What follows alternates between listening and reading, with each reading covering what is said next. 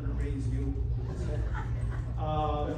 We had some rich friends. My family was not rich. We had some wealthy friends, and they were members of Hillcrest Country Club, which is the club, the Jewish-themed country club.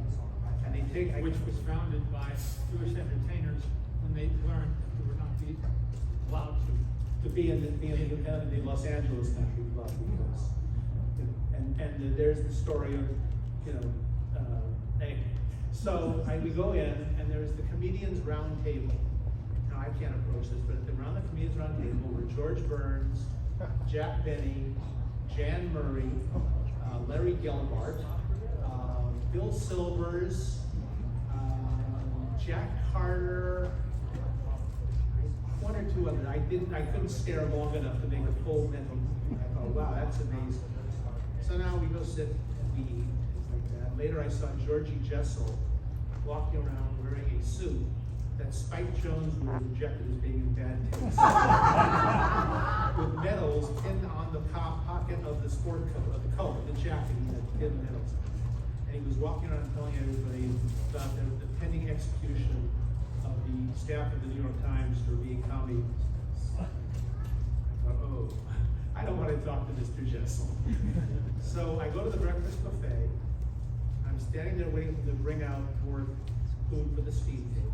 And the man next to me who's standing there turns to me and he says, try the whitefish. And I look over and it's Groucho Marx. And I said, excuse me, what'd you say? And I heard it damn well what he said. I just wanted to say it again so I could think of something. He said, I said, try the whitefish. And I said, I thought the pass was the swordfish. And he said, are you one of those kids who's seen every one of my movies 100 times?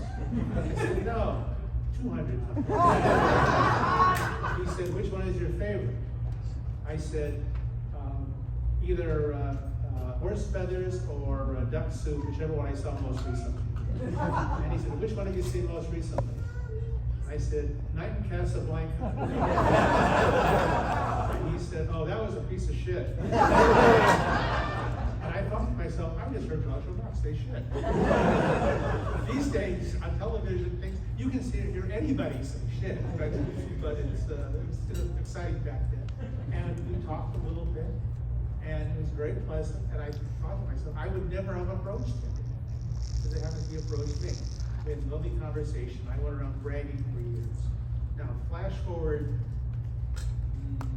9 years, I was a story editor on a TV show, some of you may remember, called Welcome Back, Kotter. My first tape day there, first day we're taping, I was hired on a Monday, we taped on Tuesday. First show we're taping.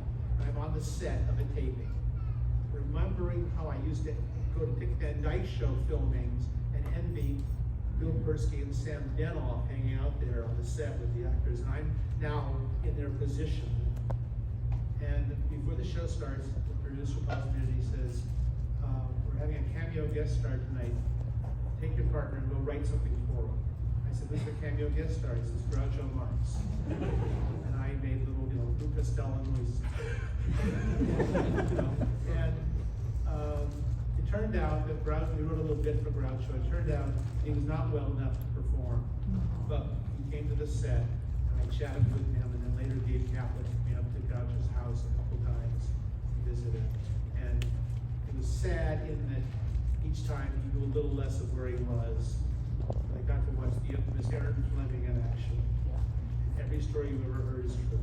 But Groucho was it was Groucho. I mean, and I, before that, I was kind of afraid to approach celebrities or talk to famous people. And after that, it's like, well, I talked to Groucho. Who's going to intimidate me now?